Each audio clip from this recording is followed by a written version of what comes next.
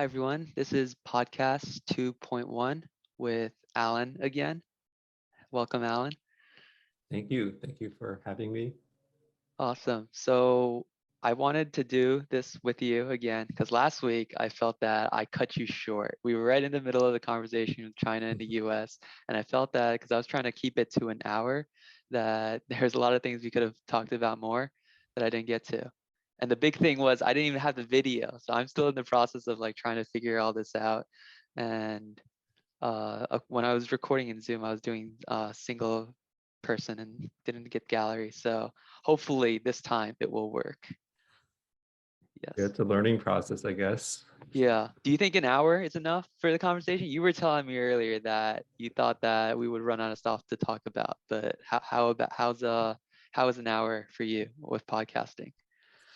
Um, I mean, definitely my viewpoint now is different than in the very beginning, where I feel like an hour just flies by pretty quickly. And um, so like definitely like I think if we wanted to have longer podcasts, an hour and Mm. a half, 2 hours, it's doable. Of course it's your podcast, I guess like it's you also don't want to have like podcasts running on for too long. And I think 1 hour is a pretty good place to cut it off, but definitely like there's content to be talked about.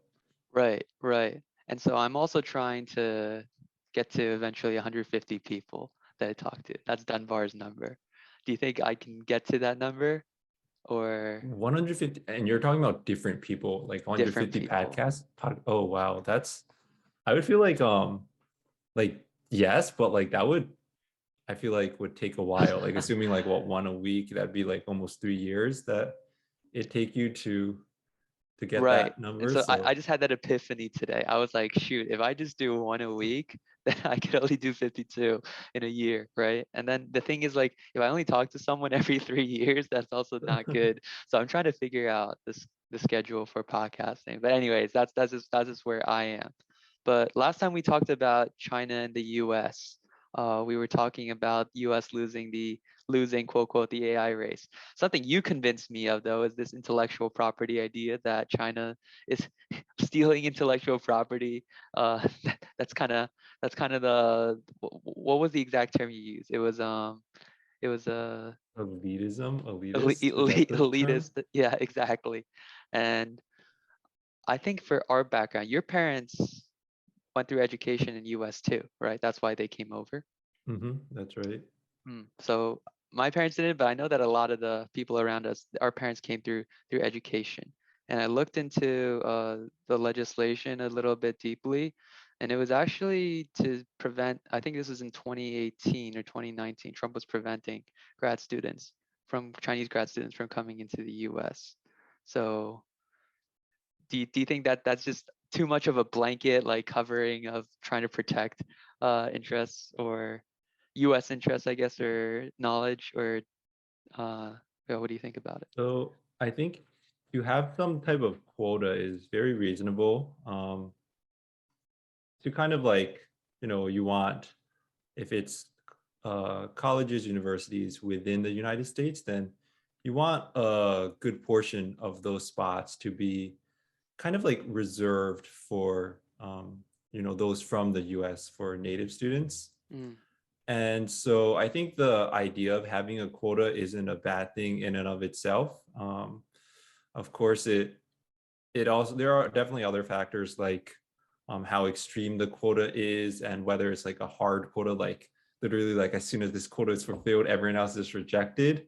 mm, Um, I think that is okay in and of itself. I think the thing that like I kind of had like an issue with is like the phrasing of like stealing intellectual property from colleges, which I think is it's a little far-fetched the way that sounds.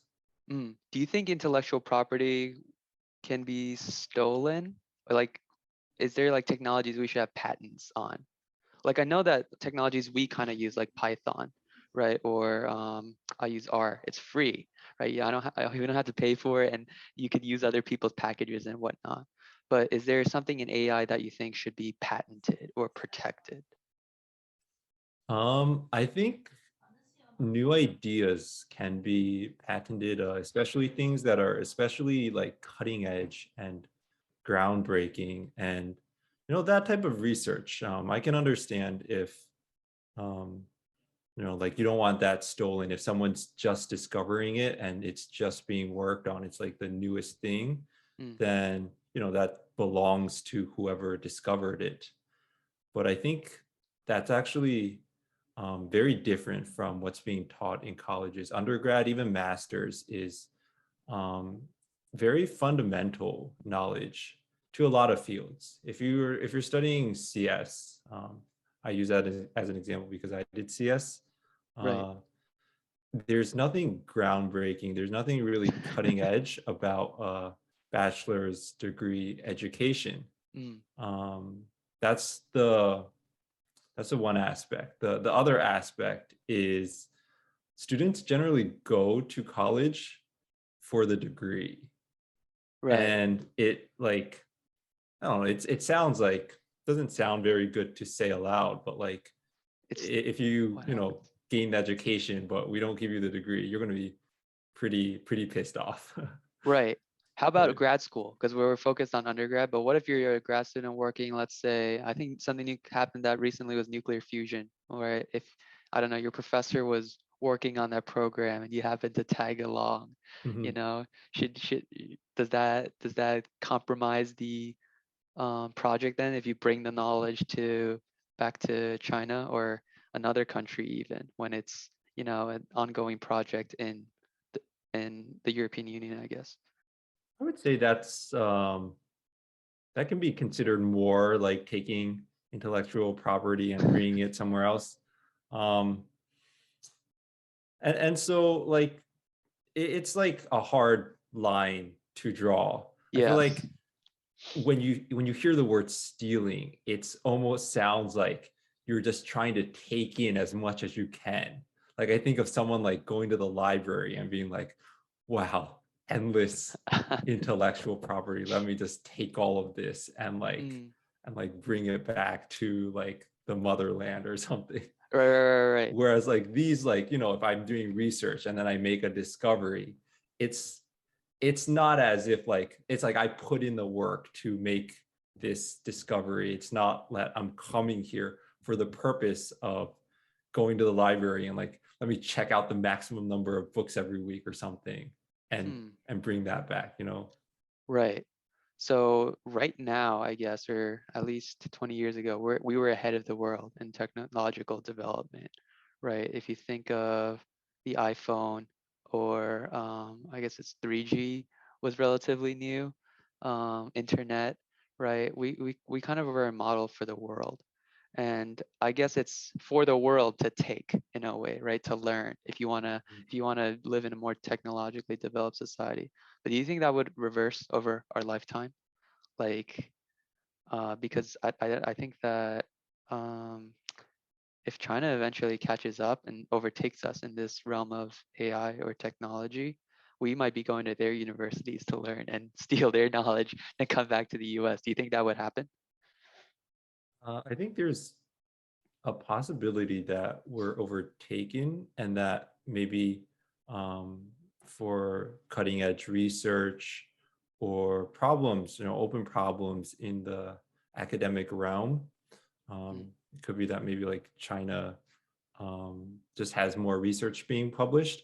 But I think also a big part of it is, what is it called? Like convention, like the fact that it's like legacy almost, like how everyone uses English, like everyone in the world, all like academic conferences, whatever, they use English as the language. It's like it's been Oh, established already, and so it will continue to be this way. Just because like convention is hard to change, and so that like the major players in the US, you can think of the big colleges, even if they're not pushing out research, I feel like at the same pace that they have been, they're still going to be known as big players just because they have been in the past, and things just don't really change. So I would say that like in our lifetime, maybe they get surpassed, but they will always remain as like big players. So I'll give it to you this way. I guess there's a lot more factors than I'm gonna throw in, but I'm gonna simplify it. So like France used to be like the powerhouse of scientific development, I think, and then the French Revolution happened, right? Mhm. And then I guess there's 100 years between the French Revolution and World War II, but especially Mhm. after World War II, I think England and the US, they start taking a lead and start developing these technologies. And even England, if you think of Isaac Newton, right? Like that used, I think it was Oxford or Cambridge he was at, right? Those are still prestigious universities and people go there, like you said, but has the intellectual center shifted to the US? And would that happen if over our lifetime, like China starts developing technologies that we haven't even thought of, that it starts shifting to China, where our parents came to the US to get an education, we might send our kids to go to China to get an education. Mm. I think that's a possibility, the shift in this like intellectual center that you refer to, but I don't think it'll be that fast. I think Mm, it'll if the shift does happen where like people might be even like migrating to China, that'd probably be at least, maybe 50 years into the future. I would okay, guess. I Um, see. And it might not be in comp sci too. Like just recently, what happened with nuclear fusion, right? So for our generation, we were taught to, at least there was a push for you to become engineer or have some STEM related field, right? And so I think eventually when we get to college, it's coding, right? Everyone should mhm. know how to code. Do you think that if this nuclear fusion technology develops eventually, this will be like the new major that everyone should go for? I don't think so, to be You don't honest. think I so? think I think they're two very different fields, just like concept, just like on the most fundamental level. And I say that because fusion is a way of like creating energy, right? And Yes. let's say like we get to a point where we have like where like we get super good at fusion, we have like near infinite energy. Mm, You can only have like so much energy, but comp mm, sci is like it's computing. It's like there's almost I can almost think of as like you can almost think of it as like there's no limit, there's no upper limit to how good like or how advanced we can get in comp sci. Like right now we have AIs that can maybe like diagnose cancers mm, or like image recognition, self-driving cars. What happens if they're able to perform the jobs that we do, or write books the same way humans write books, talk to mm. us, like there might be an AI that replicates exactly my personality, such that if you were talking to that AI, you wouldn't even be able to distinguish that AI from me, You think or it's like even possible? higher. You think that's possible? I don't know if it's possible or not, but I'm saying like this is computer science. Like there is no Mm, upper bound, and that's why like it's like it will always be kind of like it will always be relatively big, I see. I guess. I guess what I was thinking with nuclear fusion is that it has the potential to provide carbon-free power, Hmm. or nuclear waste free power, right? We have all this talk about climate change, right, and all that, and so this would just dust like this issue completely out of the way, I feel, because then you produce energy at like no without emitting a carbon footprint. That solved that, right? And then these big oil companies, big gas companies, big coal companies, they'll all be looking to this technology, and then we don't have to worry almost about power anymore. The electric bill might just be whatever. But one of the things you said about AI replicate, so you think that an AI can maybe eventually, well, you said you don't know, but could it, like, would I be put out of like doing a podcast then? Like an AI can just do that? You think human communication can be replaced I think that's way, way, way, way far off. But longer than 50 years? longer, way longer than 50 Oh, years, okay, in my okay. opinion. Mm, mm, But the reason I bring that up is to show that like these things that we've been working at, like they there's almost no upper bound. Like you can just keep getting better and better and better and better and better in just different ways for AI. huh. that's why I think comp sci will always be relatively big. One of the things I talked to Joseph about is that people these days don't like to talk to each other, or not in the sense that they don't talk to each other at all, but even like sometimes when you meet each other, it's like, hey, what's up? How you doing? And then the talk kind of just remains surface level. It's very hard to go in depth, right? Do you think if we each had like a robotic companion to talk to, like we would be better off? And by replacing the human communication with that, would it solve like certain mental health issues? Like people would actually be doing better and be able to talk about something deep. Or like, I don't know, with you, it's like you can reflect off your comp sci ideas with this robot. What do you think about that? I think we're still long ways off. That'll have to be until like they not only master speech, the English language, but then also master kind of the art of conversation, which is even one level above that. Like I can master the English language, know how to form sentences, but Mm. then just not know how to hold a conversation, just have ideas connect with each other. And Will we be so God at that point? Because like you create a conscious, is that consciousness or is that program? I would, I mean, That's tricky, right? it's tricky. There's a lot that I kind of want to say on this topic. I kind of want to say it depends on how it's implemented, on how this Mm, general purpose AI is implemented. And what I mean is, right now, you think of a lot of mm. like machine learning AI, you think of it as being like super, super, super smart, but In what learning, aspect? just I like know for that example, I know that if you have a model or like use statistics, right? Linear regression to like kind of model like an output with certain input variables, you can kind of get in. The machine is better at humans than understanding the situation. But what do you mean? What did you mean by smarter?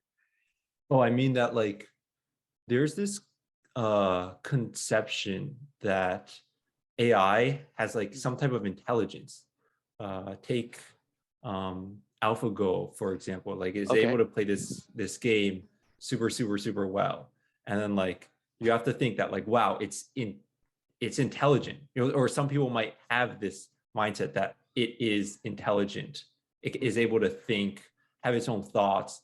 And if you know how to play the game and watch its moves, you'd be like, wow, it's insane. Like the creative ideas that it can come up with, and that are and they're good also. It's not like there's a joke, when a Go teacher looks at like a student's move and it's like a bad move, they Uh-huh. won't say like, oh, your move is bad. They'll say, oh, that's creative.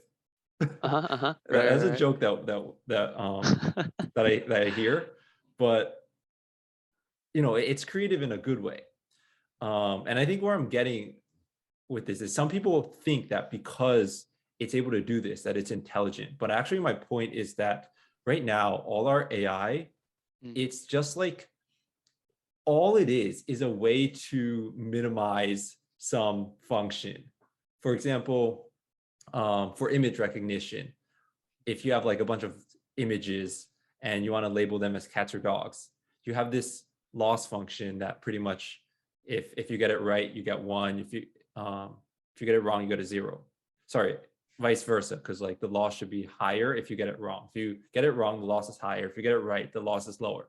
And then we're just Okay. literally using some statistical methods to minimize this loss. Mm. There's nothing intelligent about that. It's like our models have become so advanced that they're able to minimize this loss so well, and that kind of gives the illusion that it's able to do something intelligent. So in that sense, I don't actually think that there's any real intelligence in any of our AI algorithms so far. I guess like right now they do a specific task. They're very good at doing it. It's almost like they have 1,000 years in the program to just keep repeating and figuring Mhm. it out or simulating. Or, and anyways, they keep testing, right? And that's more than us humans could ever do. But I guess like tasks like cooking, you think that that would, I guess that needs image recognition, and then I guess hand-eye coordination, or like you got to test the temperature, things like that. Do you think that would be the next step then? Like daily tasks that humans have to do, like cooking, like AI could you could program it to do it? Um, I think cooking is relatively simple, actually. Of course, like I'm not a cook, so like I'm not a chef, so I don't want to get any don't want to offend anyone, any chefs Uh-huh. out there that because I don't know the first thing about cooking, but when I think of cooking, I think of like putting things in a pan, adjusting the temperature, cooking it for just the correct amount of time, stirring it just enough. And that's the type of thing that I feel like shouldn't actually be too difficult to program some AI or robot to do. Put it in your dish. Essentially, yeah. It's like the hard part isn't the algorithm part. The hard part is that like you have to build the actual robot itself Oh, and it's the like hardware.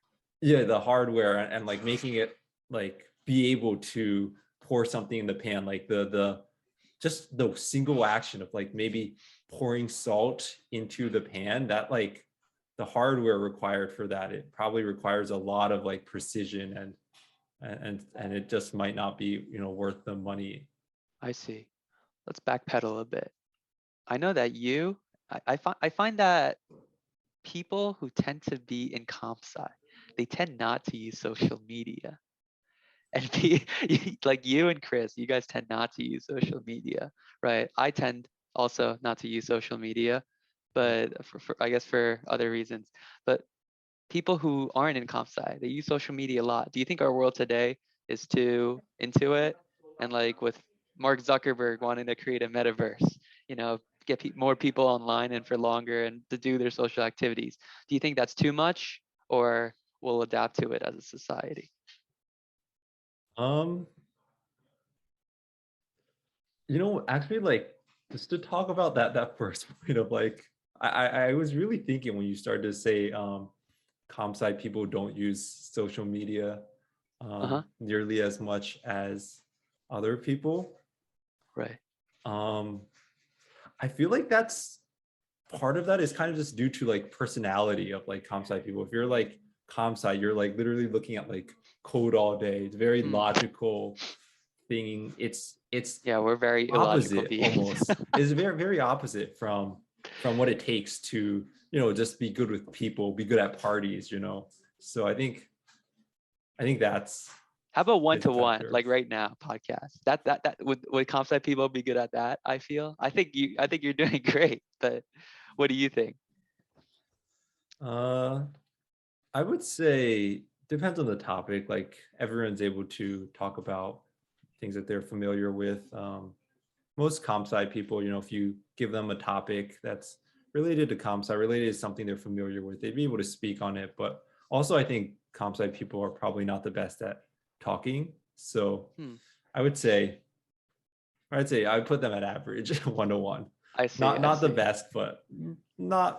I don't think they'll be too bad either.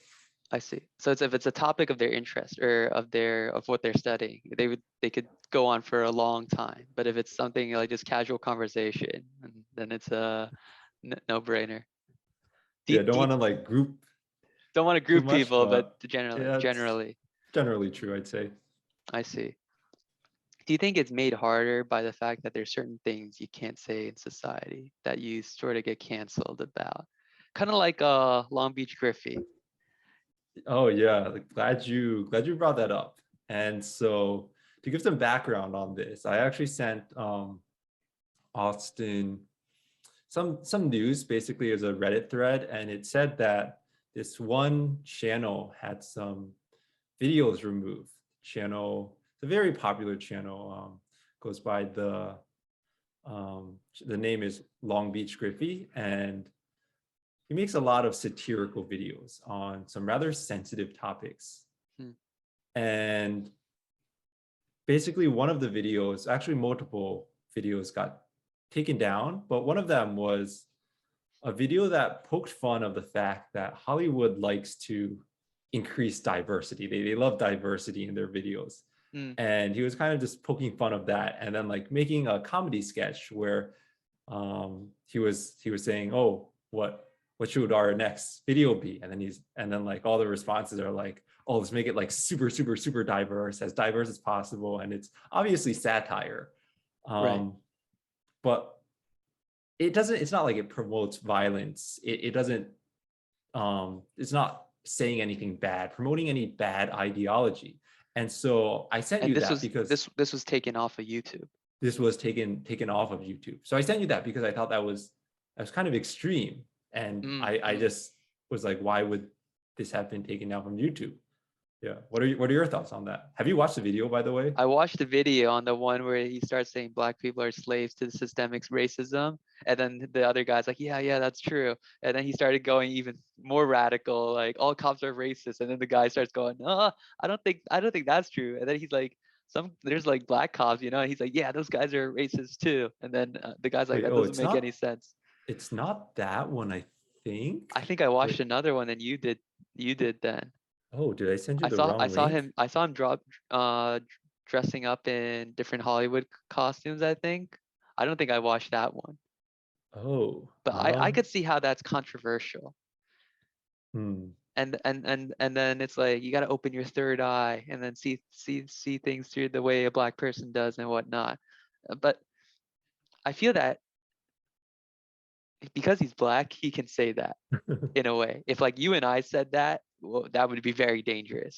You know what I mean? Mhm. For us, because then it's like you don't understand black people or whatnot. But if we speak for Asians, I don't know if we get canceled if we say racial well, slur would go too far. But like a stereotype of Asians, maybe all Asians get A's. Would I get canceled for that? I don't know. You know, and I think that free speech, it's always nice when it pertains to you having freedom to speak, right? When it Mm, fits what you want to say. But when it's for others, when it's something you disagree with, it's very easy to say that isn't covered by free speech, right? But mm, it's almost like we gotta diverge the principle of free speech from agreeing with others' opinions. I don't know if you mm, watch Bill Maher. He's a comedian in California, and he brought on the former director of the American Civil Liberties Union, the ACLU, Ira Glasser, I think his name was. And he's talking about how the organization has shifted a lot. Because ACLU, you think of like a liberal organization, it protects the small people or whatnot. But actually, some of its clients were like neo-Nazis, And why are they protecting neo-Nazis? It's not because they agree with their principle or agree with what they're spouting, right? It's that they're protecting their right to free speech, even a neo-Nazis freedom to free speech, and I don't think the ACLU does that anymore. yeah. So I guess do you think people are more reserved these days because if you say something, it might stick, it might stain your reputation for your whole life.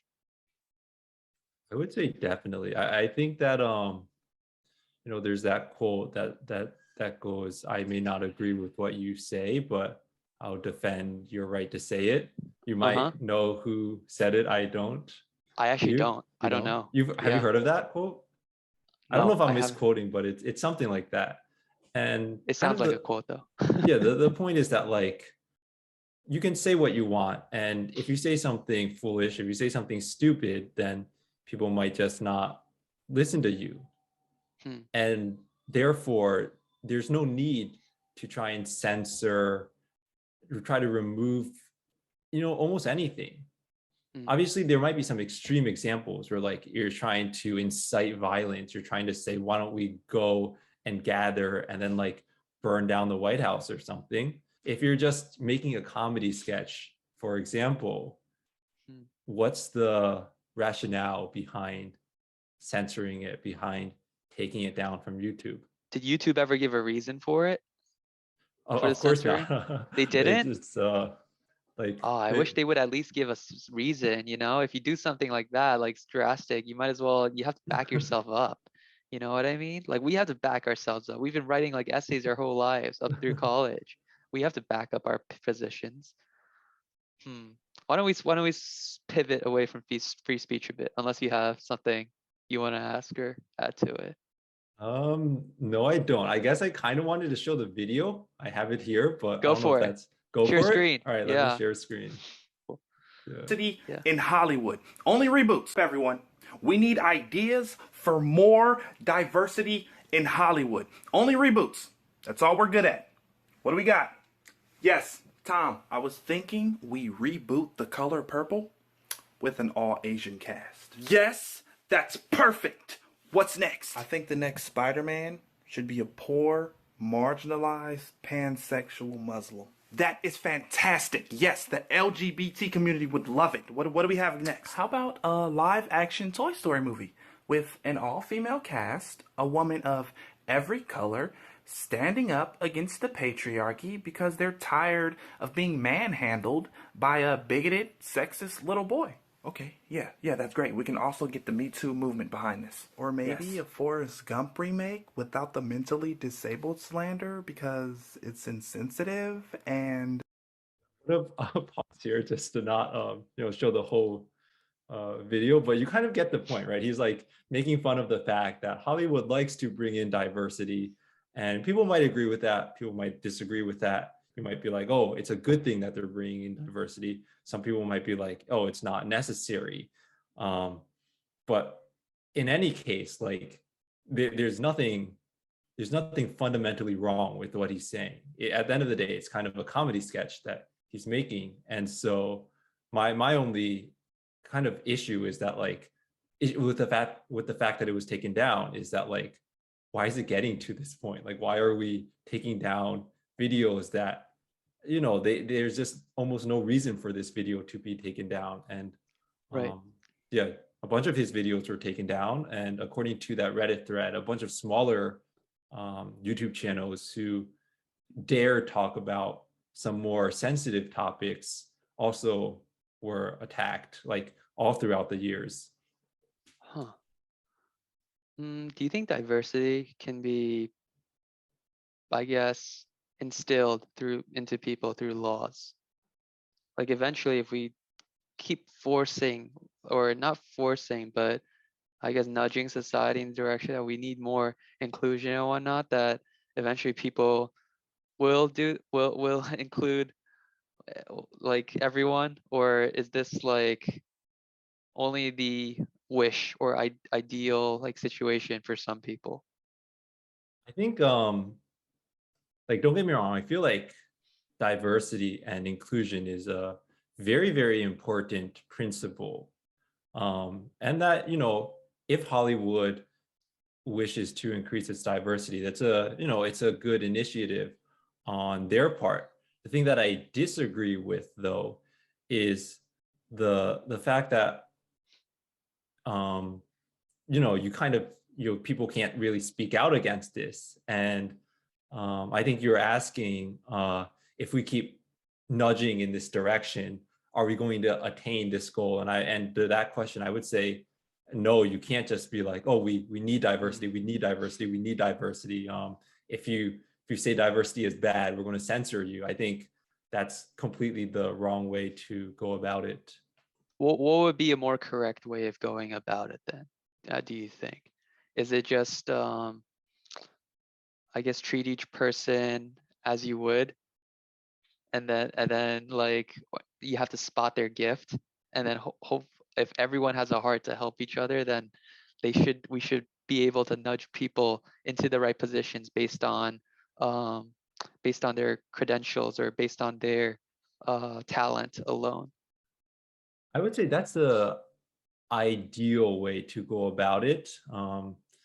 It's and I use the word ideal because it's definitely hard to actually have a world where people are actually this ideal and want to help out their fellow human beings. I think the one thing we can start doing, or we probably are doing, and I think is good, is just to increase awareness and initiatives. And there are programs to help increase diversity. I would say those are always good to have. But you can't target people for saying anything against your own belief is my standpoint. Gotcha. But you have to be able to genuinely express your beliefs in the public sphere in order to get to an understanding with everyone and be able to reach this state of diversity and inclusion. Exactly. That's diversity of thought, right? Like, Right. if everyone's allowed to express what they feel without being targeted, then that is, by definition, that is diversity. Do you think there needs to be a moderator? What if if everyone is free to express their thoughts? What about the people who say certain people can't be free to express their thoughts? You can say that, but you can't enforce that. I can say, Austin, you're not allowed to talk for the rest of your life. I don't want you to talk for the rest of your life. And I'm okay. I'm free to say that. But no one's going to put any weight to that. You can't. And then if you talk, oh, okay. You're also free to talk, despite what I say. Okay. What if like 2020 election was rigged, and then so you could say that. But if you act out on it, then that crosses the line. Like if you go to the Capitol and storm it, that would be the crossing the line part. Exactly. Okay. So you could say, what if you said, I'm gonna kill the president? You can't say that. That you cannot say. It's that, like, that I would say counts as hate speech. That counts as like speech where, like, there's an active threat. You're saying you're going to kill someone, and if it's like a forum where, like, it's obvious that you're joking or something, then we can let it slide. If it's, for example, you have this memo of like, I'm going to kill the president, and then you have this plan, then like it's in the FBI's right to do some investigation. Right. Yeah. Huh. It's like what Justice Oliver Wendell Holmes wrote. He's like, you can't shout fire in a crowded movie theater, and then if people die as a result, trampling over one another, that's on you in a way, because your speech led to those deaths. How's inflation hitting you, Alan? Are you feeling the effects or not at all? I feel like I'm turtled up at home too much. I definitely see the prices increase. Like, I guess On now what? versus like 5 years ago, just on everything, on like restaurants. The barbershop next to my home actually had some of the biggest price spikes. They were like $13 a haircut like 3-4 years ago. Now they're like $22 a haircut. That's like more than a 50% increase. Anything on food like and gas? 4 years. Food for sure. Like there's it's so hard to give concrete examples. I don't really memorize prices, but it's like the general feeling, right? It's like, oh, I've been to this restaurant before. It was, I thought the dishes were always like $11, $12, $13. Now they're like $13, $14, $15. And it's not like a specific dish that you remember increased in price, but it's like the sense that like everything is increased a little bit. What do you think is the reason behind this? Is it a combo of factors, or for the whole world too? Or is it because of how we've been dealing with the economy or certain political things that have happened that led to this situation? I think so. The past year, I think, was 7% inflation, the highest ever. Right. And a lot of that's due to just the Feds just pumping in money in order to keep the economy afloat. You see like the stock market actually rising like crazy despite the past 2 years being essentially like a complete lockdown of the entire world, and it just doesn't make much sense. And so you're going to have to face the consequences eventually, and the consequences are that due to all this, the market's going up like crazy, everyone's probably, or at least the rich, are getting more money. That's gonna result in some inflation. Right. I actually saw that even the money that was meant for small businesses, somehow like the top 20% of people got it. I think it was a stat on Bill Maher, and he was saying like, even measures meant to help the lower classes, like that money that government put aside went to the upper class. Do you think the Fed could keep pumping money like this into U.S. economy, since the world system is based on the U.S. currency, right? Do you think that we could just keep pumping money, or there has to be some consequence that we just don't know of, or just haven't hit yet? Intuitively, I feel like the inflation should be even higher than 7%, given the trend of the market. Uh-huh. And I feel that like that definitely will hurt quite significantly in the long run.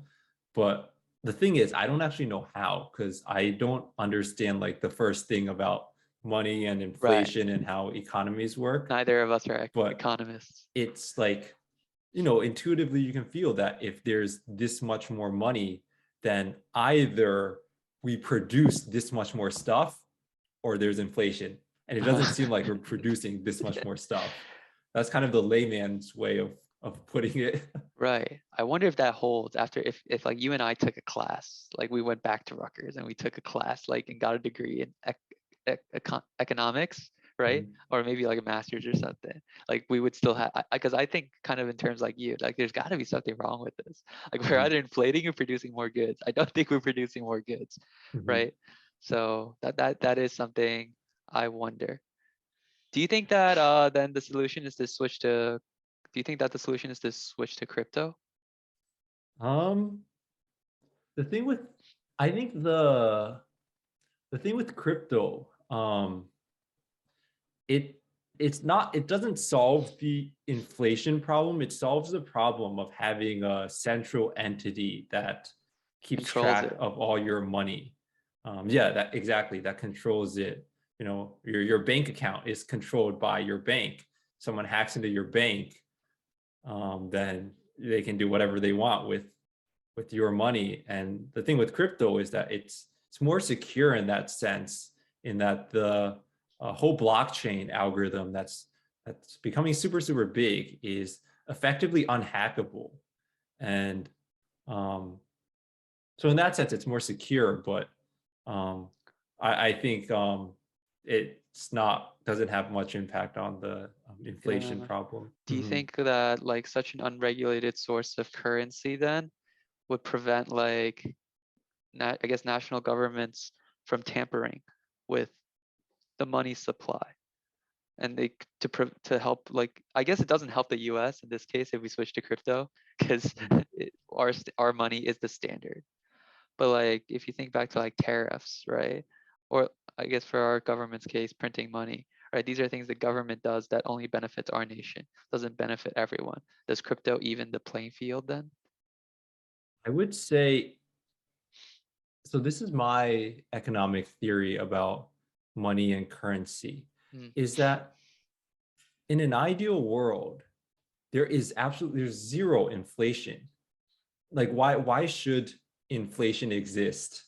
Um, mm, Inflation exists kind of because like we need like to distribute money to people or places where like money isn't given.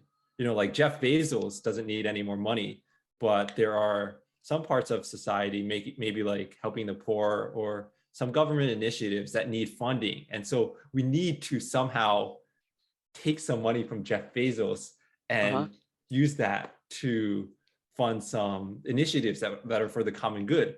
But like you can't force Jeff Bezos to give out, like to just give some of his money to that. So that's why inflation exists.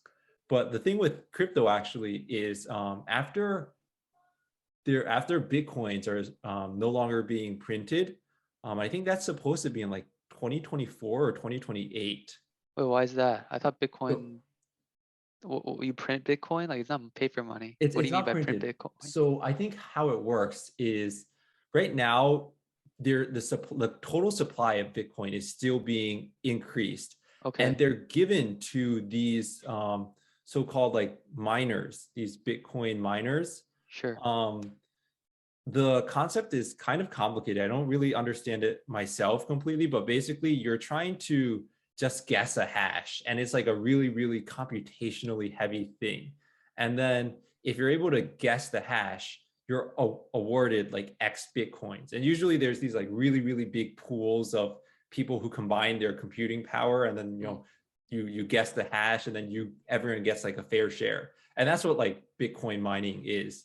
And so right now, there's still a reward for Bitcoin mining, and that's how the supply of Bitcoin continues to increase. But at some point, it'll just completely cease to increase, and then the supply of Bitcoin will be constant, and then there will be no inflation. And that's, I feel like, how theoretically how like currency should be. That you reach a critical supply, A net zero, a net essentially. zero, right? You Yeah. can't get more than that, and that's it. I've actually heard of another example of inflation, and this one I had to. It took a while for me to wrap my head around. It's that imagine there's just 100 people in the world, Mhm. right? And you're the Coca-Cola company, right? And you can produce 100 bottles of Coca-Cola, right? And so each you sell it at a cent each, right? Because back in the day, in 1950s, I think Coca-Cola was a cent. Imagine that, right? If you could buy Coke for a cent, now it's like $2 even, right? I don't know. Yeah. I haven't bought a Coke outside in a while, but let's say those 100 kids have, sorry, let's say those 100 people have kids, right? And then so let's double the population to 200, right? You can only manufacture 100 Coca-Cola bottles. It's not just because now there's more people, you can manufacture more. There's a limited amount that you can manufacture, right? And so of course there's less supply, there's higher demand, and so now you can charge 20 cents per bottle, right? But then some people start not being able to afford that because, hey, it was originally 10 cents, now it's 20 cents, right? There's going to be some people that can no longer afford it. And so the argument is that it's kind of like what you were saying with Jeff Bezos, like he won't just give the money, so you got to create some money for these people who don't have it. You know what I mean? And so this naturally meets like the demand for the need of cash, I guess. So you don't have too many poor people. And that's an interesting way of putting it. I never actually thought that it would be due to, say, like increase in demand that price goes up, and that kind of, I don't know if you can say it causes inflation, but at least it's positively correlated with inflation.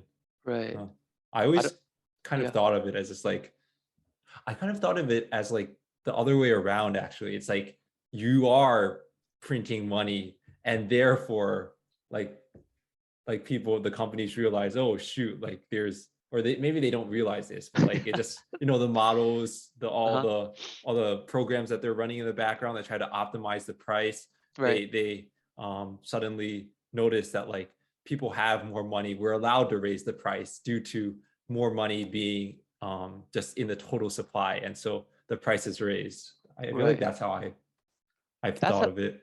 that's how I would have thought of it too. So when I heard of this, that completely like changed my thinking kinda. It's like, huh, well that's true. Because like we don't have a constant number of people in the world. We're population's like exponential right now, right? I don't know if that'll keep going on, but if population keeps growing, then having more money out there, I guess that's a necessity. But I think that with like the current rate, it's kind of the inflation rate. You said it was 7%.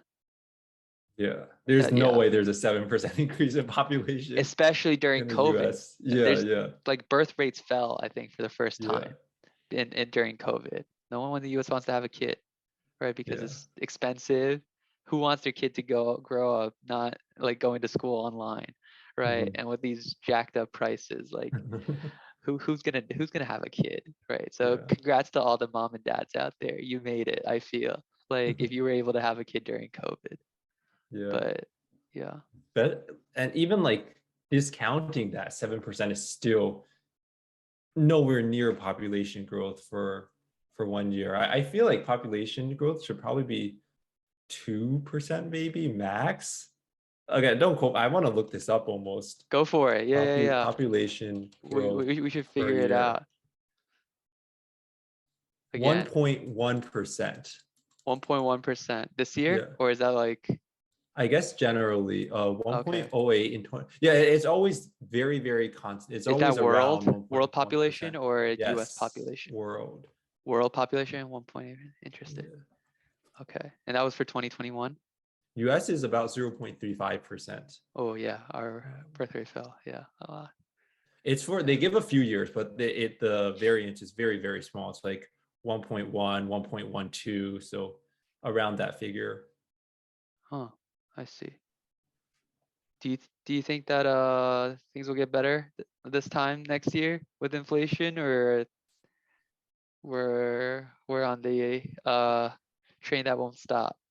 I think there's probably going to be like A bubble. like it's a bubble that the stock market will have to eventually crash, and it's kind of crashing a little bit right now. So like Yes. hopefully it's not that like I'm jinxing it and it's going to like crash Crash down super tomorrow. hard.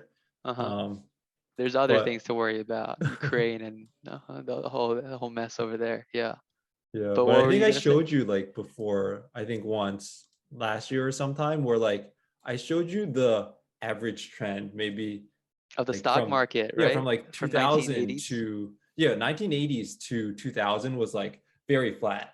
Then Yes. 2000 to like right before COVID Well, when you say was like, relatively flat, it's like when you say flat, it's relatively flat it's like compared to it's what's like happened recently. one, and then like 2002, you can, let's say like after 2008 to 2020 was like bloop, and then COVID to now is like, Right, right. Yeah, yeah, yeah. so it's like, Exponential. what gives, like, why is it that as soon as like a worldwide pandemic hits, shuts down the whole economy, like everywhere, people are locked down, suddenly we have, this slope is like 3 times bigger than the previous 20 years. So it's a little bit baffling, to be And honest. we're not generating more stuff or value in a way. Yeah. Why do you think that why is that? You know, we're not generating, is it just the government pumping in huge amounts of cash to kind of inflate markets? Or is there like value that's not being captured? You know, like let's say Spotify, you know, it's a big tech company, right? Does music. Like music in itself doesn't intrinsically have capital or like money, right? Mhm.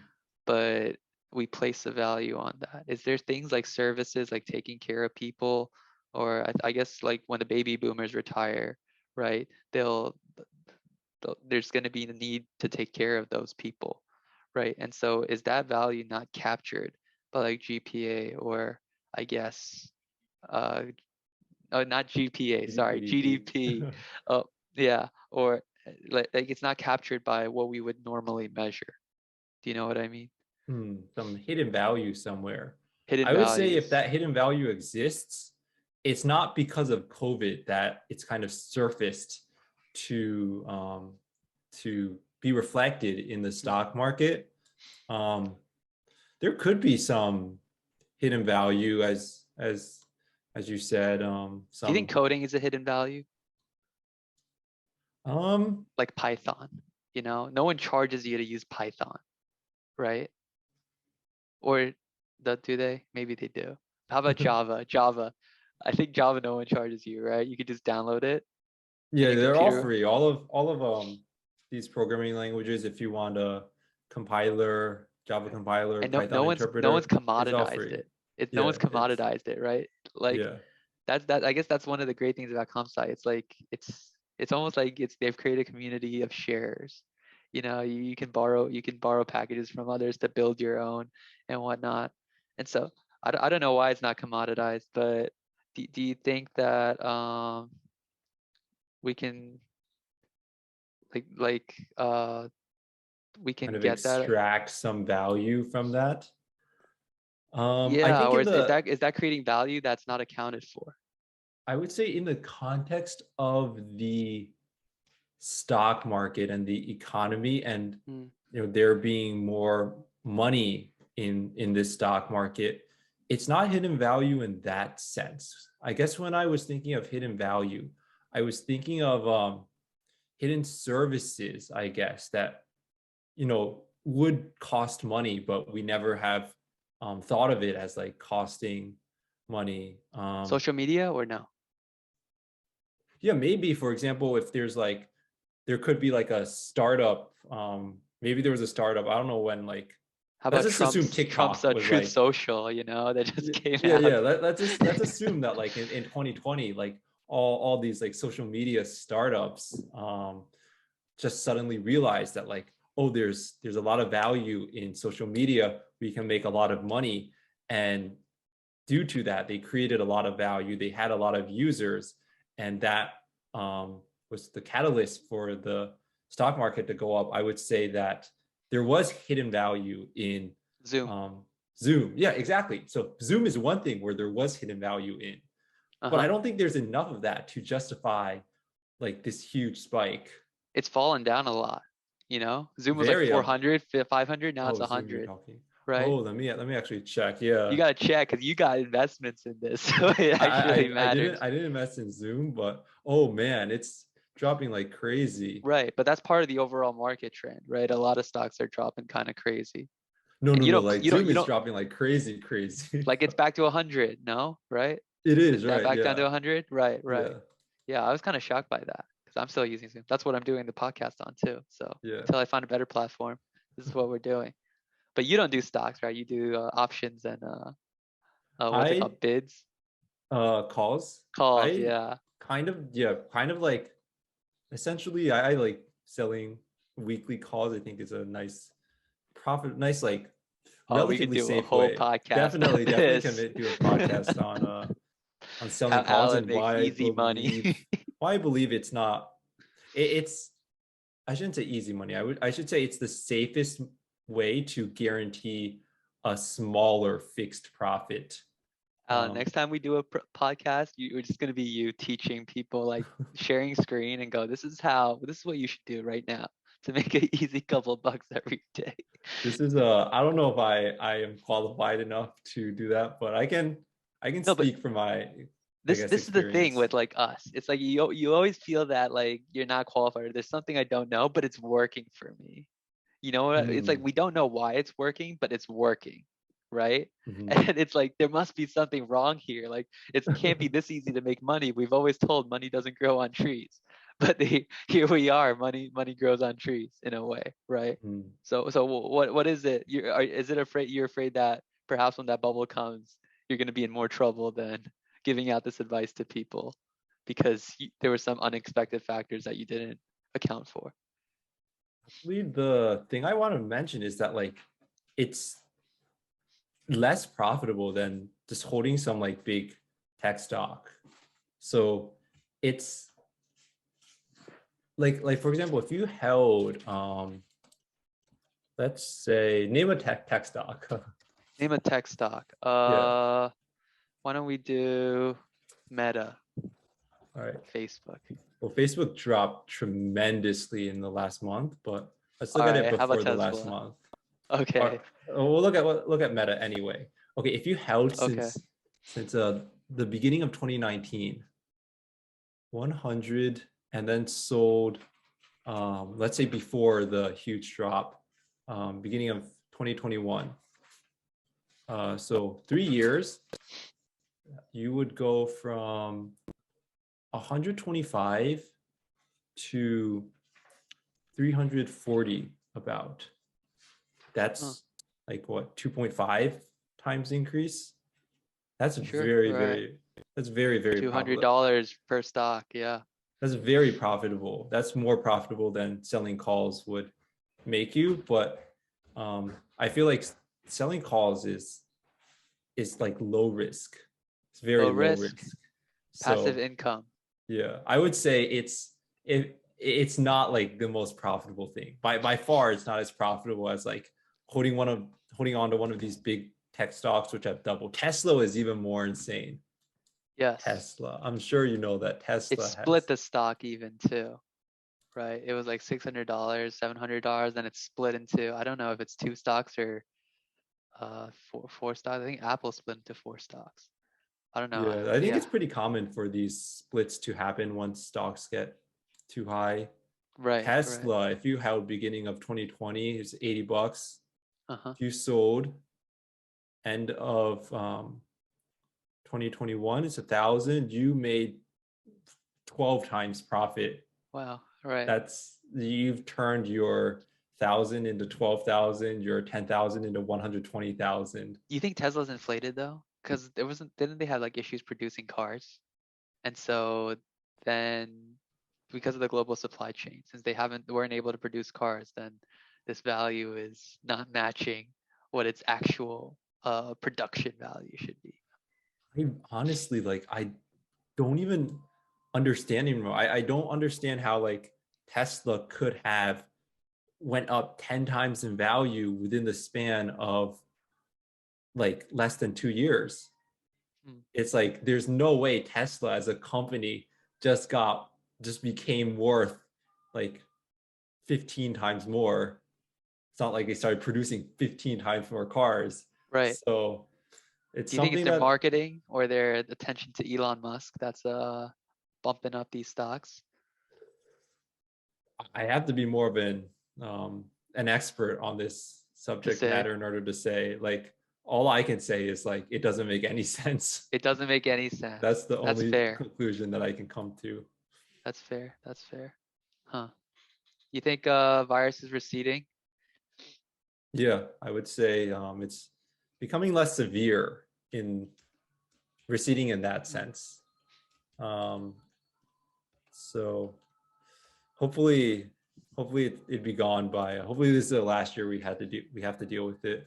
Do you think we'll have another wave or that's I guess less severe but more infectious? Because that's the whole thing with Delta, right? That it would be more infectious.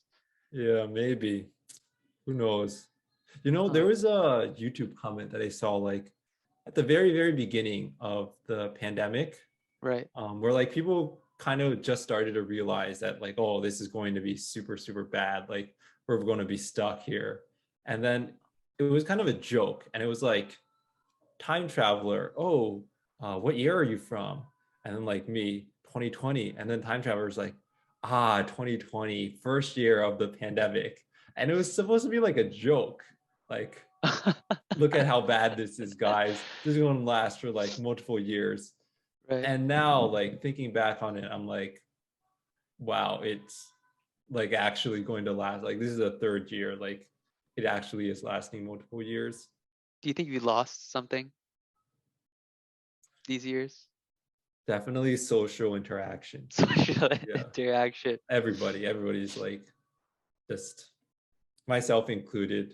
Do you I feel don't even want guilty to say for it? myself included. I would say especially myself. Do you think you're guilty for it or it's a good thing? So I think some people are like, oh, no social interaction. Yes, you know what I mean? Like this is my life dream. Everyone now has to be introverted like me. Or is it like I it's don't not think it's a good? good thing. I think like, having social interaction is kind of just what humans tend to do. And the fact that like, technology is one factor that just took us away from human interaction. And now COVID, I think there might need to be some adjusting when COVID finally subsides and we go back to normal. I think this hits younger kids the hardest. You know, the kindergartners or those who are just learning to interact with one another. Like for college students, yeah, for some it's probably very bad for mental health because they're more extrovert. They need to talk to people, Mhm. right? This pandemic would hit them really hard. But okay, humans need this to talk to others. Mhm. Do you think it prevents like by being introverted, you're less gets affected by people? Like because you're not affected by people in a positive way, you're also not affected by people in a negative way. Um, I would say myself, I never found myself the type to be very affected by people, both in a positive and in a negative way, Hmm. especially in a negative way. I think like I'm kind of the rather thick skin type that like, I'm not going to really get offended if you say something to me. So it's had less of an impact. Well, I didn't want to say that. I feel like I always enjoy talking to people, but it's not really the like negative or positive impact. It's that just I talking to can people. It pinpoint. doesn't Yeah, fuel yeah, you. It doesn't take away either, yeah. right? But it's at the end of the day, it is still enjoyable. Talking to people, hanging out with people, doing that type of thing. I remember it like during I forgot whether it was you were finding Amazon or going to Cornell. You were like, Austin, I got to talk to someone. I'm forgetting how to talk to people. Do you remember you said that? Oh, I Do know. you I remember completely that? remember that. I completely remember that. That was a Cornell. Wait, shoot, which one was it? No, it was the Cornell Tech Alan, interview. time is like mushing your Yeah, memory. it was definitely the Cornell Tech interview. That was actually such a strange moment in my life. For some reason, like it was like I was um I was like practicing by myself, right? Mm. And then like I I would like try to say out an answer, and then I'd be like, I find myself kind of just choking on words. And then I'd be like, Oh. okay, let's, run it back from the start. And I keep doing that. And then I was like actually getting stressed. Like, why am I not able to like complete a full sentence without just like stuttering in the middle? You And thought it was then not being able to talk to people. I did. So I Oh called you. I my called a god. few other people also. I called Clayton. I think I called Ethan also. So I called like 3 different people, and I was like, all right, help me do this interview. Do like a mock Help interview. me talk to people. Yeah, I think I'm forgetting how to Exactly. talk to Yeah. people. I was like, oh, I didn't know this was an issue. I think perhaps maybe it's not just you. Perhaps maybe like you realized it and you wanted to fix it. Like I think some kids like they don't even realize it, and it's gonna haunt them. I feel later on. I think, What do you think? Yeah.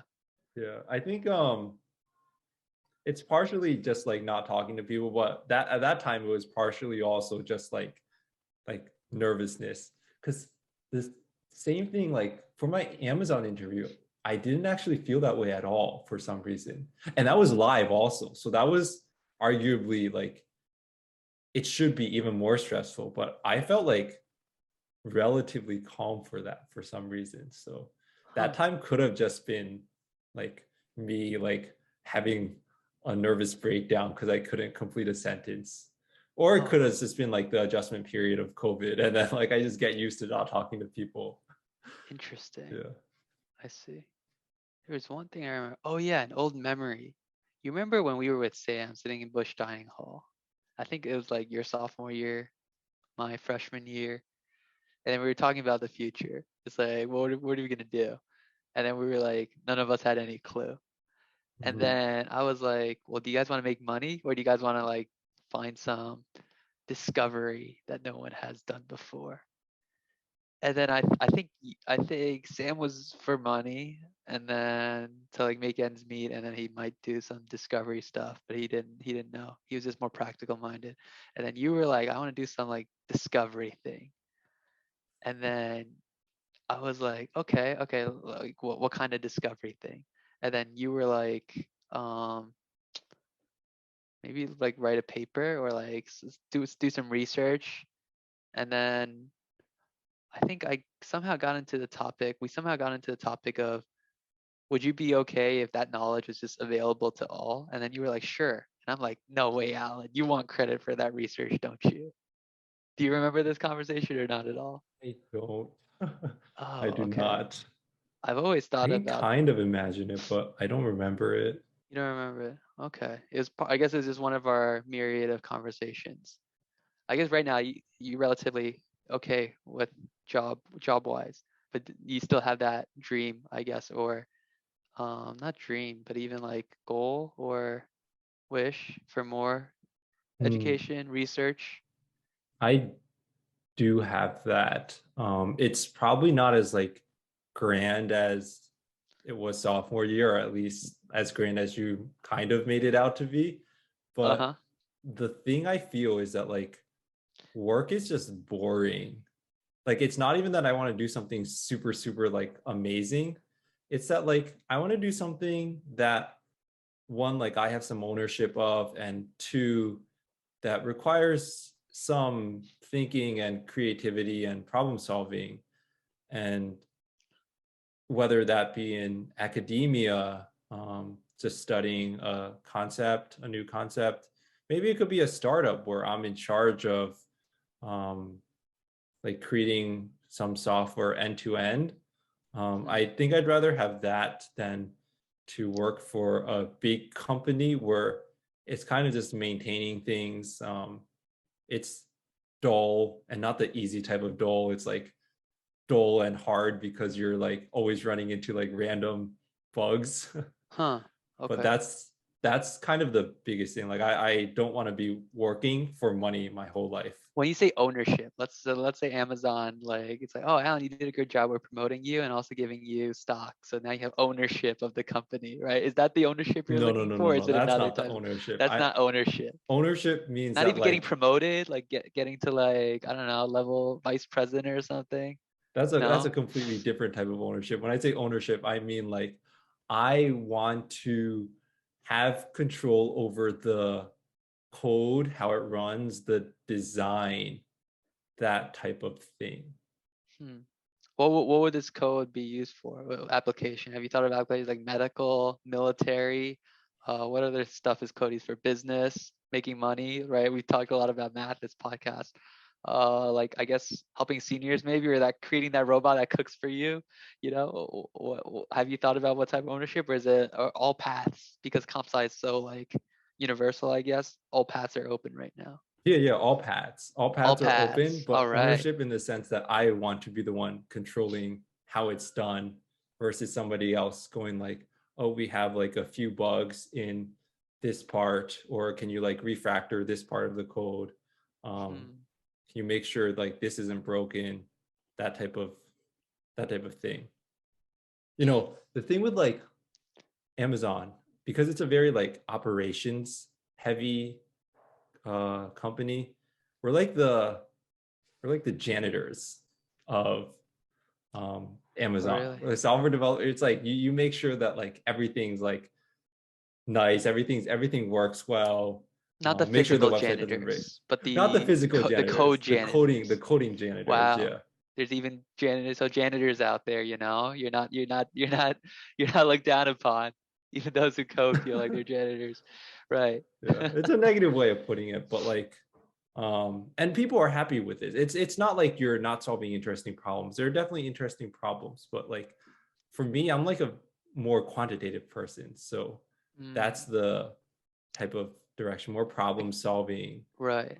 I that guess even type for of thing. physical janitors, they don't also have ownership, they just clean the Yeah. place, right? But I guess they could find value or they feel happy when if they talk to someone, a student or something. For those janitors that work at Rutgers, I bumped into a couple of them. They've helped me out, like lost and found and whatnot. So I Mhm. guess those interactions they add a bit of value. But I guess that taps into the idea of ownership. How do you make someone feel like empowered or like they own the company versus just like they're just there to clean and get like monotone tasks done for the company. You know what I mean? Mhm. Yeah. I still Or haven't. do you feel that you have any like ownership in what you do? So I work at a small company, right? Do I have ownership? I think I do because it's easier to see the impact you have on a smaller company. Smaller company because you're on a smaller income, right? Mhm. So, and you could go bankrupt if you have a bad year or you might run into some rough patches, right? And Mhm. so you definitely have that like mentality that you need to help out or Mhm. you will drag the team down and not just the team, the company down, right? And then I've recently been running into some issues with stats. Like I'm being told that my charts are too complicated. I need to simplify them down more. And Uh, I'm like, oh my gosh, this is already so simple. Like I can't possibly, like if I simplify it down more, you're gonna lose information and that's not good, mhm. right? But like, I don't know, management, you just want to see big picture stuff, right? And so I simplify it down. So I guess run into roadblocks and you feel like the more I slow down on the project, like I can't do other things to help out. But then I also want this to be, I keep being told like it's quality over quantity. And so to do this job well. And so I do feel that there is ownership, and because I know the people, everyone who works there, there is an ownership to the people I work around. I guess it's like a small ship, right? If you have a small ship, it's all hands on deck at certain times. I'm not just doing like what my role is. Like I think your role is software engineer, right? And so you're specific software engineer, that's it. Like sometimes I'm jumping around, I'm writing blogs, right? I'm also doing the stats. And so the job changes from time to time, even during the day, right? And if someone needs help, you just pitch in. I don't know if that's what adds ownership. Could be. It could be like, I I don't know think what it before, feels like to work at a small company. do you But want I'd to like to. I'd like to get like kind of all like experiences. Like all now I have experiences? a experience at big tech, one experience at a smaller startup, and then maybe like experience in academia, just doing research or something of the sort. Right. I think of people maybe 1800s before Industrial Revolution. Like if your job was to live life, right? You had to grow crops, and then I don't know if you do like go to town and sell something else that you made. Like it's basically sustenance living, right? Maybe they felt more fulfilled than I don't know if they felt fulfilled or not, but they were more well-rounded, I guess, than where we like in our society we tend to want to specialize. So I wonder if like by specializing you feel, what was the word you used? It was Um, when in you the work very beginning, huh? or which word? I don't. Oh, like when you're at a company and then you feel like is it ownership? Ownership. Ownership. Okay. Yes, that's the word. Like that they felt ownership in their lives that way because they were well-rounded. Versus Mm, like if you're specialized, it's like, well, no one cares about this step of the process. It's just like, you don't mm, own it fully. I don't know. Yeah. yeah. What do viewers think? I don't know, but we could leave that for the chat. Mhm. Is there anything else you want to add for today's podcast? Um, Nothing else for me. Okay.